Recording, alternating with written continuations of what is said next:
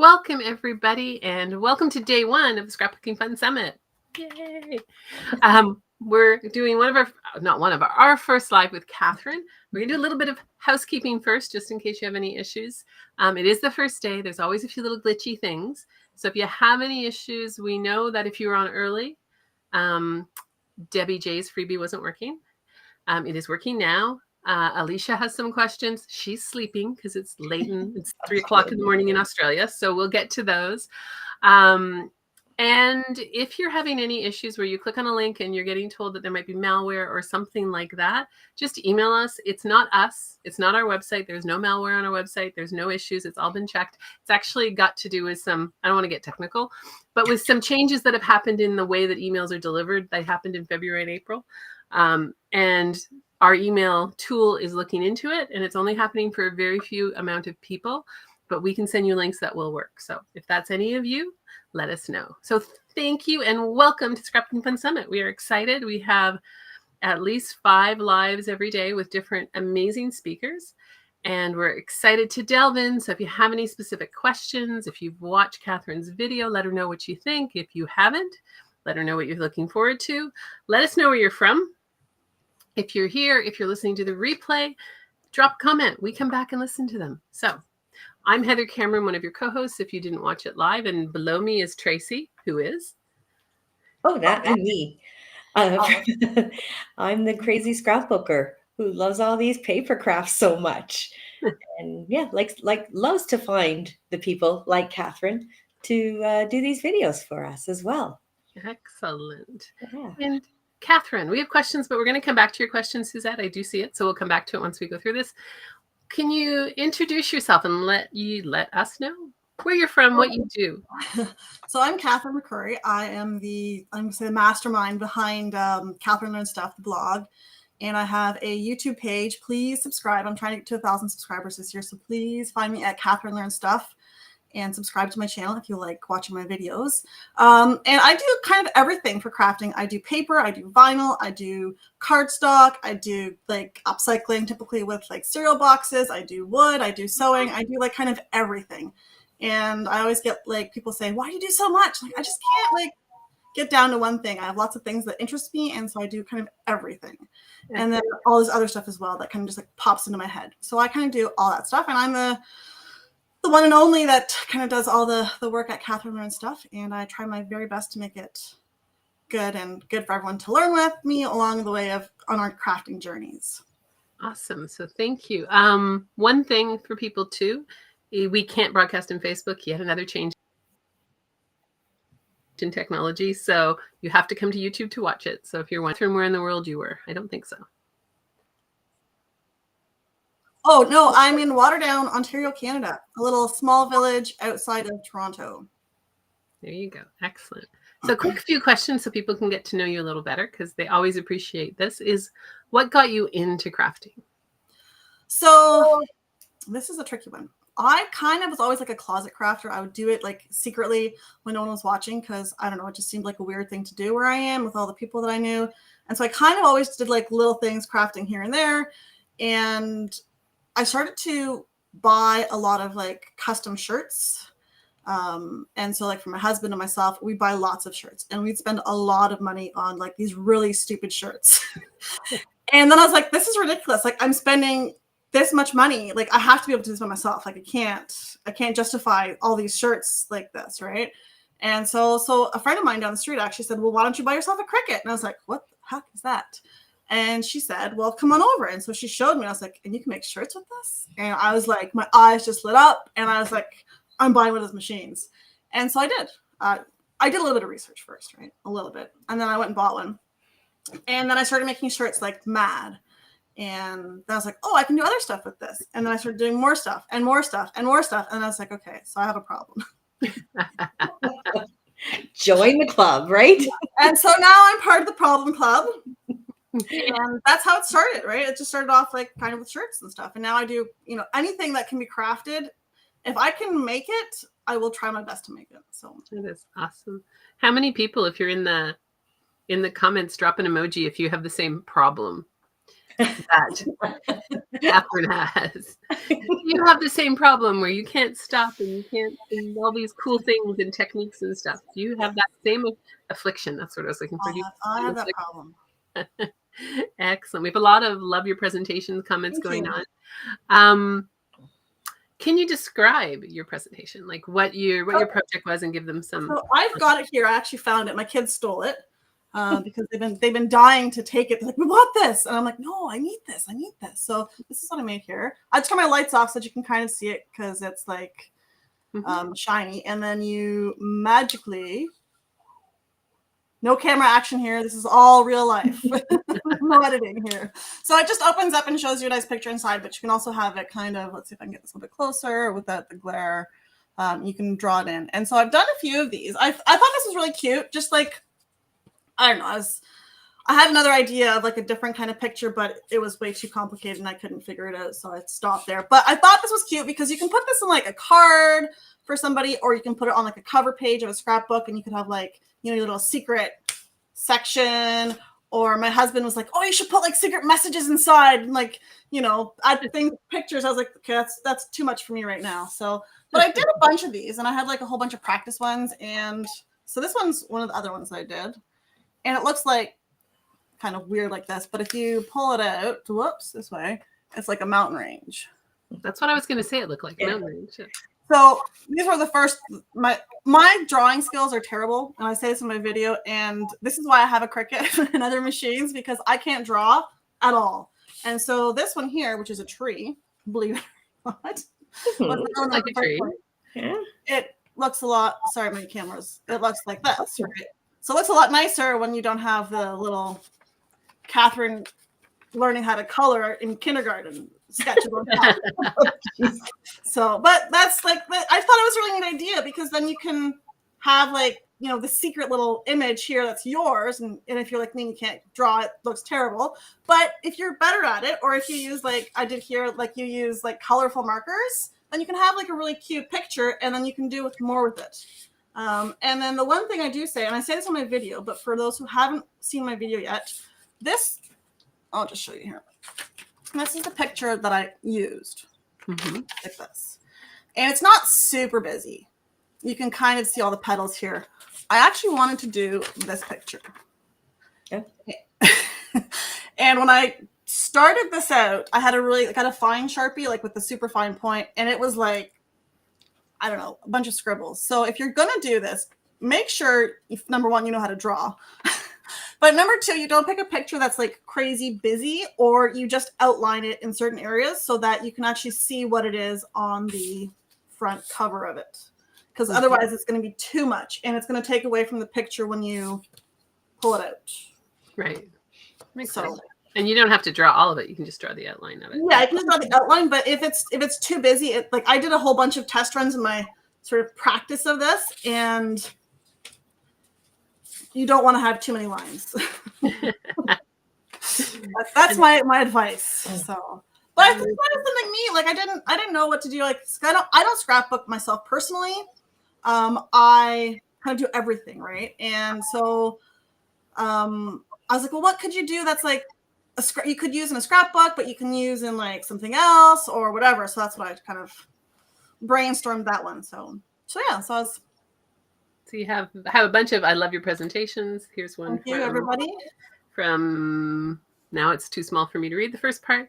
Getting old sucks when you need reading glasses, and computer screens just aren't good for it. Hi, everybody. Thank you for the present. It was a delightful idea for a scrapbooking page, but appears to be easily adapted for card making. So they see it from both sides, which is great. Yeah, so that's what I thought. Like I had a vision of actually doing this a lot more complicated, and I gave up because I like to keep things simple, because it's just, if it gets too complicated, it messes it up. And then really people, I've noticed at least people from my subscribers on my channels, that if it's too complicated, everyone's like, yeah, this isn't going to happen. So that's understandable. We have a question here. I have a Cricut Joy, and I'm not too long bought. I am able to do the same as you did in your video, making the card, or is that something different I have to do? So like you do it on a Cricut Joy, I think is her question. You can. So I actually just bought myself a Cricut Joy like 3 weeks ago because I had a problem, as I mentioned before. And I don't want to say it was on sale, but it was for sale. And so you can do this on the Cricut Joy. You will need to size it down. So in my pile of mess here. So this is a Cricut Joy mat. Let me just take the plastic off so the lights don't. So this is like the mat. Like you've got 4.5 by 6.5. So if you scale it down to that size, you'll need to make it a little bit smaller. So like this is the PDF here that I happen to have. So this widest one here, you would need to scale this down to 4.5 to do it on your Cricut Joy, and then everything else would work.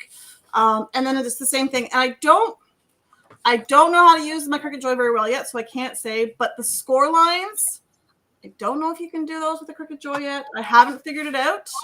Mind you, I haven't really tried too hard on that either. So you might need to turn the score lines off in the drawing, in the SVG file that's included, so that it doesn't cut through in those ones instead. But I haven't tried that because I haven't had a chance to do too much work with my Cricut Joy other than open it and realize that I've gotten myself into a lot more trouble. The next question is, will you say something more about the kind of layouts that you typically use this idea for? So this is like, I've never done this before. This was like a new for this summit only craft. So I've never done this before. I've done picture frames and stuff before, but I just like, let me just, my pile of mess here. So just 1 second. Sorry, I gotta go. So I like to buy these like 12 by 12 packages of paper, and I have a million of them. And they're fantastic, but I have way too many. So you have a problem. We know. When it comes to paper, I have a real problem. So like what I go through my video, and I thought this was kind of cute. Like this is the same paper that I used on this frame as I have here. So if you were to put this on like your scrapbook page, like so, then you could have it kind of like even more hidden, right? So I think it would look kind of cute like that. But I like, you've got like the option to just like make it a card or have this as the card itself. But I never I thought this idea was really cute, and that's kind of why I made it for this summit, because this is kind of like an all-encompassing, like you can do whatever with this one. So that's kind of what I thought. I don't have like a layout in mind that this is specifically for a page in a scrapbook. Put Tracy on the spot. How would you use it? Let's see. No, first of all, I would not have thought about the camouflage idea. I like that part. Seriously, I would have never thought of that one. Me, it's just I went, okay, well, you could put it anywhere on a layout, but when you put it in the page protector, you would want to, or before you put that, when you'd have to measure to go, where is it in the page protector, to cut out a little line, so then you can pull that piece out, right? Sorry, I'm not sure what you call the piece, but you know what I mean? Yeah, pull it out so people can take advantage of this. You might want to put like a, twine or ribbon on it so they can say, oh, we can pull this out, right? Yeah. So but you can put it anywhere. I don't scrapbook so I don't know how the whole scrapbooking thing works, but I thought it'd be like neat on like a cover page for a section, or like even like a photo album, right? Like this is the next section of photo albums. Here, we went on a trip to the flower place or the mountains or whatever, right? And you've got like this next like little cute thing to add to like a section of a scrapbook page or something. So awesome. I like the camouflage idea though. I really do. Sorry, that stuck. You could even camouflage it with a picture on top. You do a lot of fun stuff with that. Okay.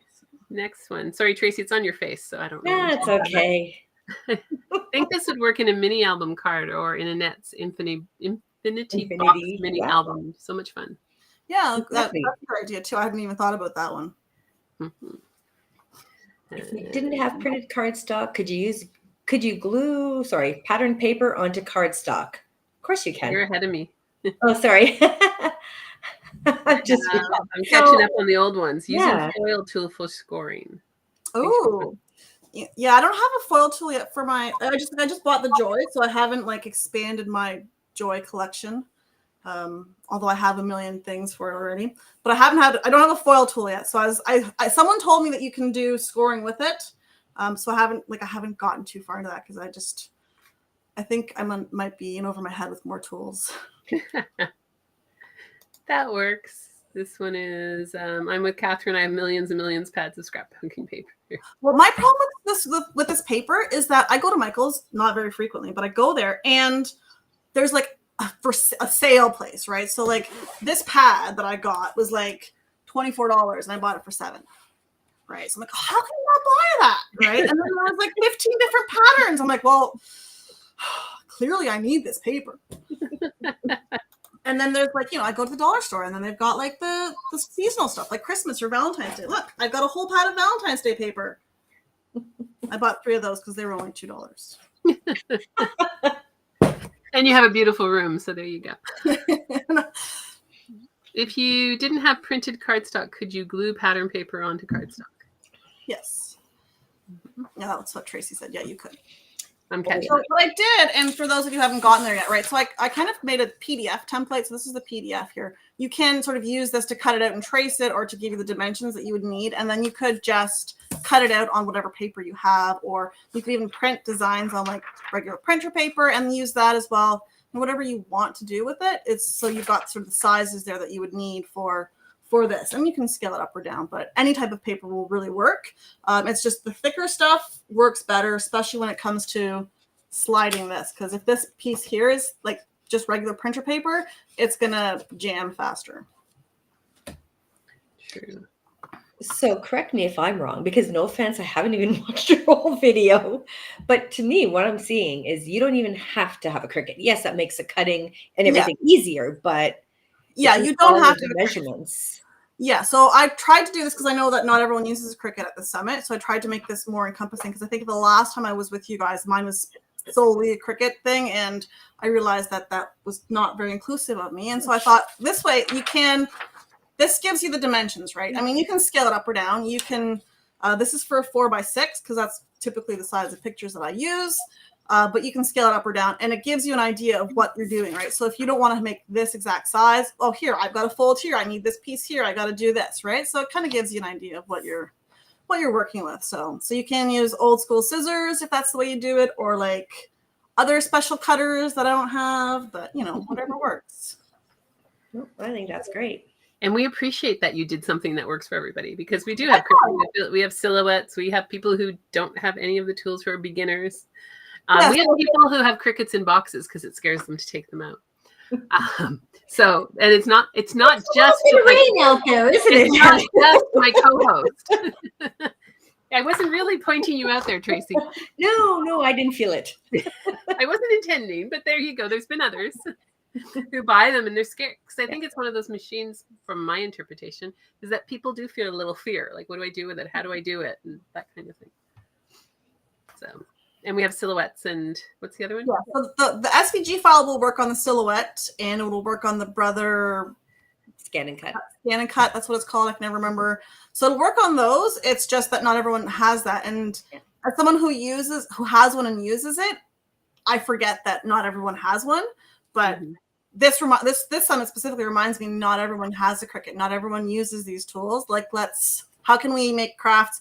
And like, honestly, my crafts, a lot of them I don't use my Cricut. I use it as like an addition to help me craft better. But a lot of my crafts don't use my Cricut. I just use it sometimes. Makes sense. Someone said you could use this in a junk journal as well. And if any of us slow down or do anything, we have a warning for heavy thunderstorms. So if Tracy and I disappear or something happens, that's just the weather. Lots of, what's this one here? I have to buy paper anytime it's on sale. My husband just shakes his head at me. I don't tell my husband. But I bet most husbands go to Canadian Tire and go, sorry, this is very Canadian. I guess it just came out of me. Sorry. Home Depot. And go, hey, this is on sale. And boom, they grab it. So, same thing. I'm very light on the tools, just no space. I use my scissors hands as a bone folder, and the back size of my knife blade as a scoring tool. Ooh. So you know what? I mean, what's true as an observer, now I move myself and now I'm covered, is that you guys scrapbooked before all these tools were around and made cards and did stuff. They existed before all these fancy tools. So there has to be a way to do it without the fancy tools. Yeah. We do what we can with what we have, right? Exactly. And if you go, okay, now I want this or that, then you go for it. So Suzette has a brother Canon set. It's hard to resist a clearance package of paper. Yes. It's bad. I've got like, so you guys can't see it, but underneath me here, I've got my work table, and I've got like one of these things underneath, and it's like 12 cubes.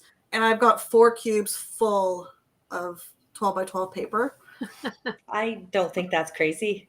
It's not crazy for us, right? But then it's nice and convenient because like this side here where I sit on, I've got space for my legs. You can't see it. On that side, I've got all my lights and my mics and everything. So you can't really see what's happening on that side either. So nobody notices what's going on with my supplies over here.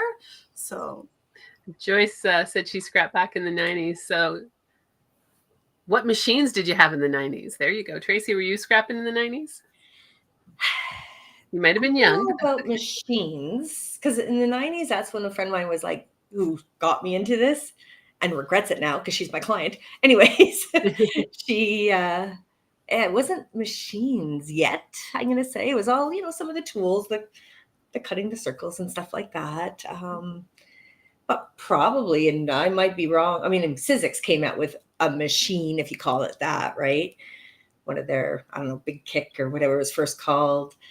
But one of the first machines is probably one of the Crickets, is my guess. We'll find out. And I none of remember the having the memories makers. I can't think what it was called. It was a small machine. It would only do a few little printouts or making memories. Sorry.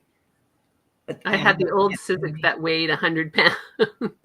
Yeah, and I think I know the one that she's talking about there. Susan bought the supplies in the 90s that's just now starting to use them. There you go. That's the timeless part about it. Well, you know what? And they're probably ones that are right back in right now, too. Yes. Seriously. Cycle of styles. Yeah. I have a question, Catherine. I know you have kids and you're running a business and that kind of thing. How do you find time to do crafting? So I've got 4 hours a day. So like, yeah, I don't work anymore. This is my job. I do crafting now as my life, right? And the website and the YouTube channel and all that. That's what I do now. And I have basically 4 hours a day. So I drop the kids off at school in the morning. I walk them because I want to get some, pretend to be healthy. And they're at school for 6 hours, but the walk time, there and back in the morning, afternoon, and the lunch, I get 4 hours a day. And that's my time. That's like crafting, blogging, YouTubing, and cleaning the house and making dinners and all that stuff. I got 4 hours. So if I don't get it done, then it doesn't get done. But I try to like batch project, let's call it. So I'll do like 6 things at once, and it's a disaster down here. Like there's stuff everywhere. I'm sure everyone understands. This is normal crafting. So I'll do like 6 at once, and then I'll spend like 4 weeks taking pictures and writing and video editing. So I get like concentrated crafting done for 1 week, and then I sort of tinker with it the rest of the time. But I've just got like, I don't have, once the kids come home from school, that's it, right? And at the end of the day, after I've dealt with them all evening and, pretended to work for 4 hours in the day, I don't have energy at night to like work more unless I've got like some deadlines or something. I'll just like, I'll get to it when I get to it. So it makes sense. But yeah, it's carving out time, and it's kind of smart to make your passion your business, because then it becomes easier to get both. Yes. Although you can lose the joy of it sometimes. But yes. Here's a question for you, which is, what is your favorite craft to do? That's a tricky one. I think my favorite craft is shirts, like doing heat pressing like HTV shirts, I think, because I like to do that. But I haven't done it very often because I kind of get sidetracked with all the other things. I like paper crafts. They are fun. They're challenging. I swear a lot when I do them. But I think they're like, and I never knew this before I sort of started getting into the Cricut and learning about like, all these paper styles that they have. But there is like so much amazing like designs on papers. And I'm like, I could do so many amazing things with this, right? Like, and so anything paper I really like, and I kind of like to do like, I'm going to say weird stuff. So someone commented here, I saw someone said they like my dragonfly. Thank you very much for that. Here, that one there. I actually did that for a summit a while ago, And it's just like most of it's paper, but this here is acetate. And so for a lot of my crafts, and then what I did here with this thing here, I use cheap acetate as well. Let me just grab it here. You have a yellow dragonfly behind you too. Yeah, I got a yellow one, and I use these like binder dividers. Oh, that's a good idea. The color, like the plastic ones. Yeah, and they're plastic, and this is like acetate, right? And it cuts out perfectly with my Cricut, and like you just get like, you know, a fancy sheet like this, or whatever color you like, or you can go plain and do like whatever white or clear or whatever. But it's like a neat little addition to crafting. It makes things look kind of different, and then you can add. I didn't do this on. I've done this on my other projects, but you've got like holographic stuff on top of it, like I did the wings over there, and then all of a sudden you have like, wow, pop, and then I have problems. What's cool about that is you could still use that on scrapbooking, right? You can use it on anything, which is really cool. So it's like I do, you know, I like to kind of use different things if I can, just different materials, make things pop a little bit more. It's a lot of stuff all of a sudden I have. But it's thinking outside the box, which I think is what is cool when you share stuff like that. Because I don't know if anybody else would have thought of buying a divider for a binder, turning it into a craft, because it's probably cheaper than buying it in a roll or something like that. Yeah, so like I haven't actually found like the colorful acetate. Like you can buy it at like craft stores, but it comes in like a clear white sheet, or you can buy it in a roll. But it's just like clear, right? And it's nothing. There's no color to it. It's nothing fancy. So like for a picture frame like this, it'll look nice, right? Mm-hmm. But I can't I like color. I like things to pop and be bright and, you know, and so I couldn't do that. So I was like, well, what can I use that'll do this? And so that all actually started out, those binder dividers started out years ago when my daughters wanted fairy wings for their Barbies. And that's what I used. There you go. I love the ingenuity. Earlier, there's a couple of people who mentioned the slice machine, and that was the correct one that I was talking about. Slice machine. Slice. Do you do non-paper craft? You already talked about that. Yeah. What is your favorite technique? I don't know. I have a favorite technique. Not drawing things by hand is my favorite technique. I'm like, it's funny though, because like you laugh, but I have a sketchbook where I like do my sketches first, and then I sit down at the computer and I put them into Inkscape, which is the program that I use to do my designs. And the sketches in my book are so bad. So here's a tip, because I used to think I couldn't draw, and then I took a course with drawing people with somebody, and I learned I actually can. 2 tips is, one, you don't draw the picture, you draw the shape. Yeah. And the other one is draw upside down. Because if you draw upside down, your brain no longer sees. It's hard with a flower because there's no true upside down on a flower. Yeah. But on a lot of things, if you draw upside down, your brain doesn't look at what it is anymore. It looks at the shapes. Yeah. See, I don't know how I do that. Like, because when I'm visualizing it, like drawing like something I'm going to design, I don't know how I could do that upside down. Oh, I'll try it though. Like, it's just it's a good way to practice. Like, because that's how I learned how to draw. Because I'm like, I can't draw, and I've now done faces and portraits and stuff like that. But I honestly I can't draw. I was like you. And if I don't really do these techniques, I draw like you do, right? Yeah. So anybody can draw is kind of the philosophy, but drawing upside down and you draw like the triangle. Yeah. Like if you're trying to draw a reflection in water, you're actually drawing triangles, circles, shadows. And when you focus on that, the reflection pops. Yeah. If you try to draw a reflection, I couldn't do it. Yeah. Right. But when I focus on the shapes, you can. So give it a try. Upside down works. I'll try it. You'll have to remember to like jot yourself a note down, and next summit that you do, like, Catherine, did you do this technique I told you to do? You know what's more important, Catherine? Sorry, is that maybe Heather should do a video for us in the summit. Yeah, one day. She's telling me that. See, I get to when you take your Cricut box out of the box and start we're going to do a video together. Okay. I'll do the Cricut. You'll do, teach us the drawing and that, and boom, there you go. Just kidding, everybody, by the way, because they're going to be waiting for it. When I was watching another presenter this morning from the summit, she used a page protector as an acetate. That's good. Yeah. So that's what I do too, right? So for this one here, that's what I used. I don't actually buy acetate because it's way too expensive. I buy 90% of my craft supplies at the dollar store because that's where it's the cheapest. But this here is just a page protector. So it's like These guys here. That's what I use because it works the same and it's a fraction of the price. See, Sandy learned the upside down technique when she was learning to do framing. So it really does work. My upside down stick figures are just as crooked as my, okay. Yeah, well, maybe it's because they're still stick figure. You have to get past the stick figures. The first one I drew upside down when I was taking my courses was this turkey head, and turkey, like a live turkey, but they're pretty ugly. So when it's upside down, you've got all these odd shapes, and that was like, okay, I can draw an ugly turkey upside down. So now are you looking at the picture upside down and then drawing it upside down, or are you looking at it right side up and then drawing it upside down? Looking at the picture upside down and drawing it upside down. All right. Because then you're focusing on the shapes, and really focus on the shapes you see, not the, like even put a grid on it and then just draw the grids. Yeah, I'm gonna try. I just have a flyer here. I'm just gonna try something. Yeah, it's just one of those things. It's a trick of the eye, because then you see what's upside down, and your brain just is teaching your brain to not see the things that you're looking at. Like if I don't have a good picture. Here we do. We have dogs. So if you draw it upside down, where am I? I'm over here. Let me get rid of the comment if I can. Like if you draw upside down, you wouldn't be drawing the dog. You'd just be drawing a circle for the tail. Yeah. And you'd be drawing that instead of looking at the length of the legs. Yeah. So when you draw upside down, you stop looking at the figures and you start to look at that shape. Yeah. And that shape.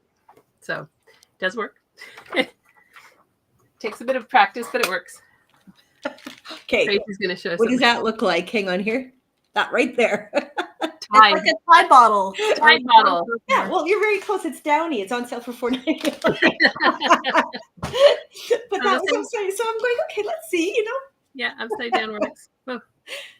Yeah. Any other questions for Katherine now that we've gone all over the place? But first of all, Katherine, I love your display. You always have such good colors and coordination, and you have that. When we were doing some images way back, we were looking for a picture of a craft room, and it's really hard to find stock art on a craft room. And then I see all you beautiful crafters who have these gorgeous rooms, and then you tell me around you it might not be as nice. But well, but when I walk into my space, I walk downstairs, I'm in the basement, and I see this, right? I don't see all this, whatever this is, right? And so I see all this stuff. It makes me happy, right? And then when I bend down to grab my craft supplies under my table, I see the nice side of everything organized. I don't see all the on that side. So. I like that. Are the flowers that you made as well? Yes. So I made all these flowers. So I'll start from this side. Well, you've got a Santa Claus there too. Oh, it's like that peeking game. Oh, there's a Santa Claus. I didn't see that before. So these are the chrysanthemums that I made. Very nice. You can buy the design in my shop. Not that I'm plugging my stuff or anything, but Arlene says there's a super cute purple dude with big eyes behind her.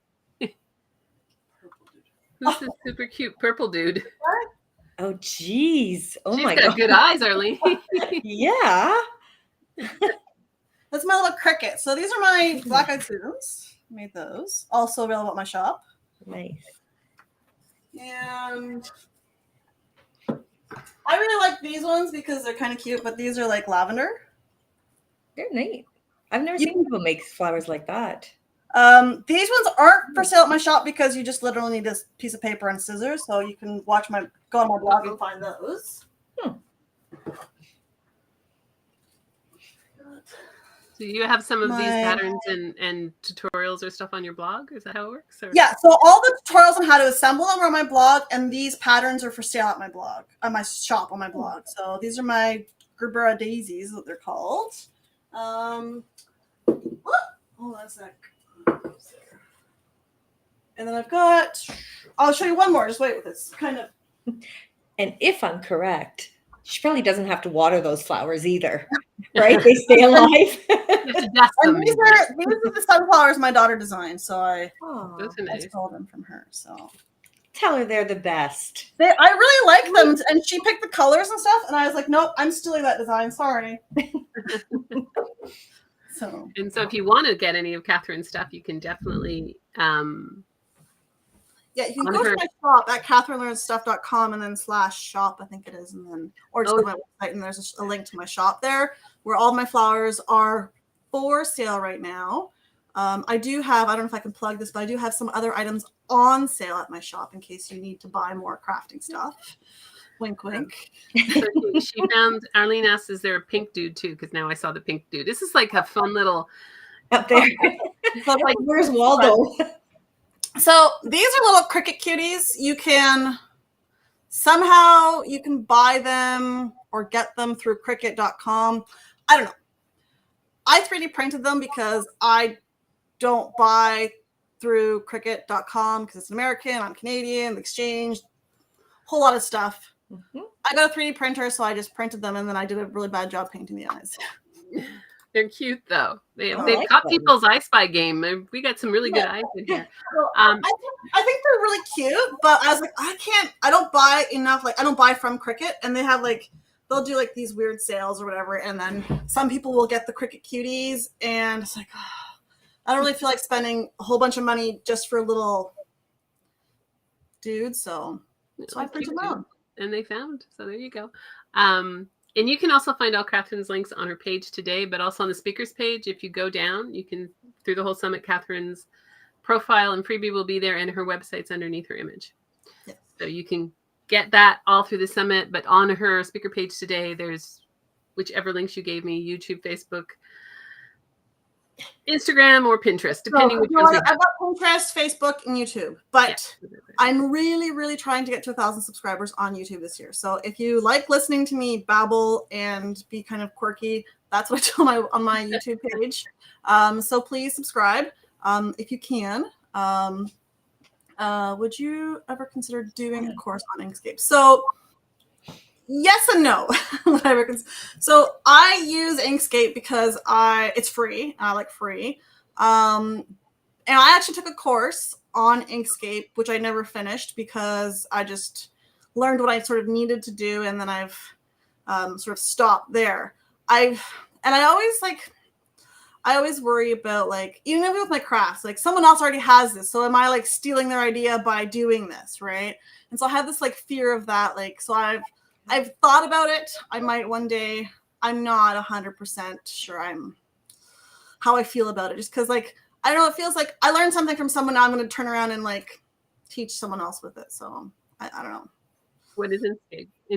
Inkscape, it's a design program. Okay. Is it open source? Yes. Okay. Well, if it's open source, you're not stealing from anybody. No, but like I took a course that someone created for Inkscape. Mm-hmm. Like I purchased it and then I learned from them, and so I would teach it differently, obviously, because it's just the way I would do it. But I still kind of feel like I don't know. Teach the course your way, and then it's not plagiarism. That's just my business advice to you.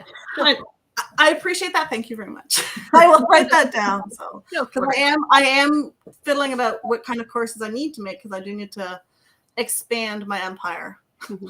And I'm just saying this because, you know, we weren't expecting this question, which is great. But what if you were to, if it's something that you would like to do, if you were to contact them and say, look, can I do this? Are you okay if I do a little course? And, you know, you can ask, because I mean, they shouldn't mind if you're promoting their product. That's what I think. Yeah. And if it's open source, then it becomes a different game altogether. Open source, it's like WordPress or other things. It's like all the stuff we use that's in there. So excellent. Any other questions or comments? Thank you so much, Catherine. Enjoyed getting to know you a little bit. Thank you. Thank you for coming. We try to do these a little different and actually get to know the person and see what they do, because I think good things come out of these conversations. It's always interesting for us. All the courses I see for creating SUVs use programs that cost money, whereas Inkscape is free. So yeah, we can talk about that, Catherine. There's ways to do it. Because I think that's, you know, not everybody can. What I have seen and learned in this scrapbooking world that I delved myself into a year ago is it's not cheap, right? And so where you can do things that support people is great.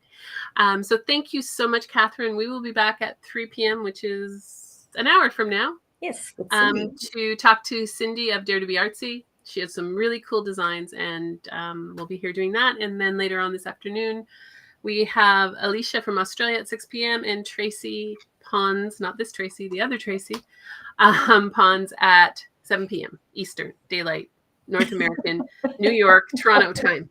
We have a lot of issues, but people are posting in the group, aren't the presentations ready last night? And they're like, no.